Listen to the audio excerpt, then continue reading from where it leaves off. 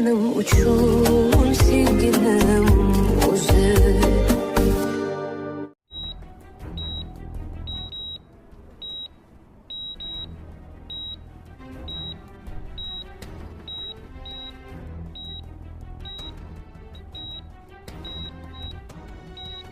Dadam hali o'zlariga kelmaydilarmi? Yo'q.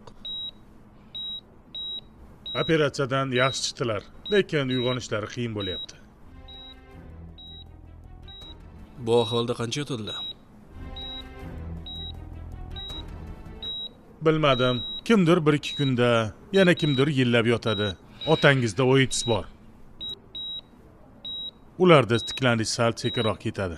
Shuni ham hisobga olish kerak. Immunitetni ko'taradigan dorilar olib kelinglar, balki shunda uyg'onadilar.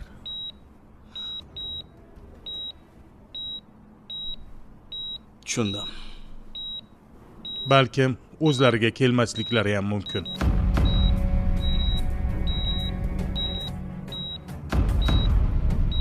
Hamma narsaga tayyor turinglar. Tushunarli. Doktor, nima kerak bo'lsa ayting. Men hammasini sizga topib kelaman. Yuring xonamga, yozib beraman.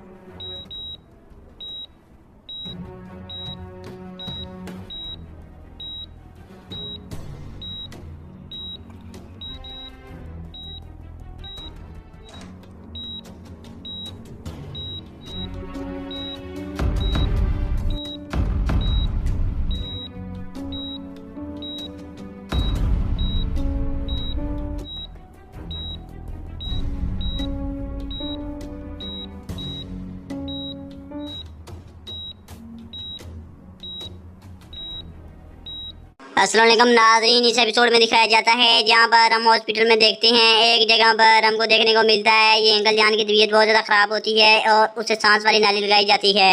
यहाँ पर हम देखते हैं वो बहुत ही ज़्यादा निसाज हालत में होते हैं, उनके जिस्म पर बहुत ज़्यादा ज़ख्म होते हैं। यहाँ पर हम देखते हैं एक डॉक्टर होता है और उस अंकल जान का एक बेटा होता है। यहाँ पर हम देखते हैं वो एक दूसरे से बातें करते हैं और कहते हैं इनको देखो कितनी ज़्यादा गहरी चोटें लगी हैं, हम इनकी जांच कर रहे हैं, इंशाल्लाह हम इसकी जांच करने के बाद ये बिल्कुल ठीक हो जाएंगे। तो यहाँ पर हम देखते हैं जो डॉक्टर है वो कहता है इनके जो ज़ख्म हैं बहुत ज़्यादा गहरे हैं, हम इसको भरने के लिए भरपूर कोशिश कर रहे हैं, जो करना मुमकिन है वो ज़रूर कर रहे हैं। तो यहाँ पर हम देखते हैं डॉक्टर उनको उनके बारे में बताता है। यहाँ पर हम देखते हैं उनके सांस की जो धड़कन होती है वो भी मुसलसल एक मशीन में दिखाई जा रही होती है। जो डॉक्टर होता है वो उस आदमी के बेटे से कहता है ये देखो आप खुद देख रहे हैं इनकी जो जांच की जा रही है, ये जल्द ही देर जब इनकी सेहतयाबी की ज़िंदगी होगी ये ठीक हो जाएंगे। तो यहाँ पर हम देखते हैं उनका बेटा जो होता है वो एकदम चौंक जाता है जब डॉक्टर उनसे कहते हैं कि इनकी जो तबीयत है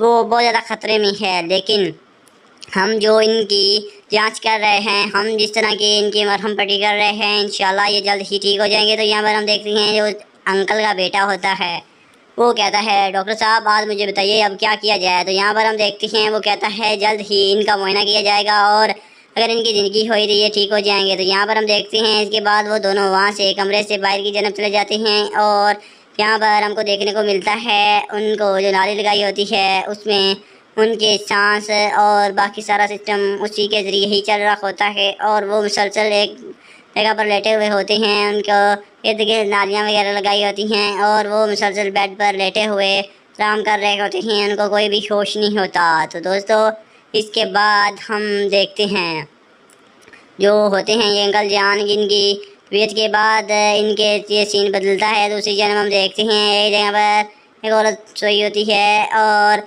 उसका बेटा भी वहाँ पर आ पहुँचता है। यहाँ पर हम देखते हैं यही औरत जो होती है उनको मार कर वापस इनके यहाँ पर आ पहुँचती है और मारने के बाद वो आकर फिर से नाटक करना शुरू कर देती है और अपने बिस्तर पर लेट जाती है। तो यहाँ पर हम देखते हैं उनके बेटा आ जाता है और उनसे बात करता है, वो अपने बेटे से बात करती हैं और बेटा उनसे कहता है ऐसा तो बताएं अब क्या हुआ, आप कैसे कैसे ये सब कुछ किया। तो यहाँ पर हम देखते हैं वो अपने को बेटे को बताती है और कहती है अब इंशाल्लाह जो आपके बाबा हैं वो हमारे पास नहीं रहे और ना ही उनकी दूसरी शादी में वो कामयाब हो गए हैं, अब मैंने उनको ख़त्म कर दिया है और वो अब दोबारा कभी भी कामयाब और सेहतयाब नहीं हो जाएंगे। मैंने उनको उनकी ज़िंदगी को ख़त्म कर दिया। तो उनके बेटा यहाँ पर हम देखते हैं मुस्कुराना शुरू कर देता है और अपनी वालदा से बात करता है और मुस्कुराते हुए वालदा से कहता है, वालदा आपने ये कुछ क्या कर दिया, अब हम देखेंगे आगे क्या होता है। इस वजह से हम देखते हैं ये आंटी बहुत ही ज़्यादा एकदम उनकी आंखों में आंसू आ रहे होते हैं और अपने बेटे को बहुत खौफ के साथ बता रही होती है, क्योंकि वो अभी अभी किसी को कत्ल करके यहाँ पर आई पहुँची होती है और अपने बिस्तर पर बैठी हुई होती है। जो उनके बेटा होता है वो उनसे कहता है, अच्छा तो वाला आपको खौफ नहीं आया उनको मारने में। तो यहाँ पर हम देखते हैं वो अपने बेटे को बताती है, मुझे खौफ नहीं आया क्योंकि वो मेरे साथ इस तरह कर रहे थे, उन्होंने मुझे मेरी ज़िंदगी में धोखा दे दिया और मैं अब उनको इस खौफ में देखती रहूं तो मुझे क्या फ़ायदा। यहाँ पर हम देखते हैं वो मुसलसल इसी तरह बातों में मशगूल होते हैं और उनका बेटा कहता है, अच्छा वालदा आपने जो आपका बदला था वो पूरा कर लिया। तो यहाँ पर हम देखते हैं उसकी वालदा ये सुनकर मुस्कुराना शुरू कर देती है और जो उसका बेटा होता है वो मुसलसल उनसे बात करते हुए कहता है, अच्छा वालदा आपने ये इतना आसानी से कर लिया, अब आपने आगे क्या सोचा है, आगे क्या करना है। तो यहाँ पर हम देखते हैं वो कहता है, वालदा वो भी मुझे बता दीजिए आगे अब क्या करना है ताकि मुझे भी उसके बारे में मालूम हो जाए और मैं भी जान सकूं। इसके बाद दूसरी जानब हम देखते हैं यहाँ पर हम देखते हैं ये अंकल और ये आंटी दोनों एक जगह पर बैठे हुए होते हैं और दस्तरखान लगा हुआ होता है। यहाँ पर हम देखते हैं वो आंटी मोबाइल में लगी होती है जबकि वो सामने बैठ रही होती हैं और चाय पी रही होती है। यहाँ पर हम देखते हैं वो मोबाइल में कोई ऐसी चीज़ देख लेती है जो उनके यहाँ पर हस्बैंड भी देखना शुरू कर देते हैं। तो वो ये सुनकर एक दूसरे के साथ बातें करना शुरू हो जाते हैं और वो उससे कहते हैं, आप इसी तरह खाने के वक्त मोबाइल में मसरूफ़ ना रही करो। लेकिन वो इसी की बात कोई भी नहीं सुनता और कहती है, मैं बंद कर दूँगी। वो कहता है, ये सामने देखो खाना पड़ा हुआ है, आप फिर भी मोबाइल में लगी हुई हो, जो वक्त मिलता है आप उसी वक्त ही मोबाइल में लग जाती हो। यहाँ पर हम देखते हैं वो कहता है, मैंने जाना है, आप जल्दी करें, आप खाना क्यों नहीं खा रही। तो यहाँ पर हम देखते हैं वो उनकी कोई बात भी नहीं सुनती और मुसलसल मोबाइल में मसरूफ़ रख लेती है और अचानक वो ऐसी खबर देख लेती है, एकदम चौंक जाती है जबकि वो सामने अपना खाना शुरू कर देते हैं। जब वो ये सब कुछ देखती हैं तो उनकी आंखों एकदम फट जाती हैं और वो मुसलसल घूर घूर कर देखने शुरू कर देते हैं। तो इसके बाद हम देखते हैं वो मोबाइल को पकड़े हुए एकदम पीछे करती है और उनसे बात करना शुरू कर देती है। तो यहाँ पर हम देखते हैं वो जब अपने हस्बैंड से बात करती हैं तो वो एकदम चौंक जाते हैं, उनकी समझ में कुछ भी नहीं आ रहा होता और वो भी एकदम बहुत ज़्यादा दिलनशीन हो जाते हैं। यहाँ पर हम देखते हैं ये आंटी जो कि मुसलसल उनके साथ बात कर रही होती है और वो काँप रही होती है। हस्बैंड उनकी कहते हैं, इधर लाओ मोबाइल मुझे दिखाओ। तो इसके बाद वो मोबाइल उन्हें पकड़ा देती है और वो मोबाइल में देखना शुरू कर देती हैं। तो यहाँ पर हम देखते हैं वो जब मोबाइल में देखती हैं तो वो भी एकदम चौंक जाती हैं और वो दोनों बहुत ज़्यादा घबरा जाते हैं। तो यहाँ पर हम देखते हैं वो उसका मोबाइल उसे वापस घुमा देता है और वो दोनों बहुत ही ज़्यादा परेशानी की हालत में वहीं पर बैठ जाते हैं और उनकी आंखों में आंसू आ जाते हैं। वो आंखों में आंसू लिए वहीं पर बैठे हुए एक दूसरे में बातों में मशगूल रहते हैं और सोचते हैं कि ये सब किया और किसने किया, ये सब कुछ करने वाला कौन है, ये किसने कर दिया, ये ऐसा करना कौन चाहता था। तो यहाँ पर हम देखते हैं वो मुसलसल इसी तरह बात कर रहे होते हैं।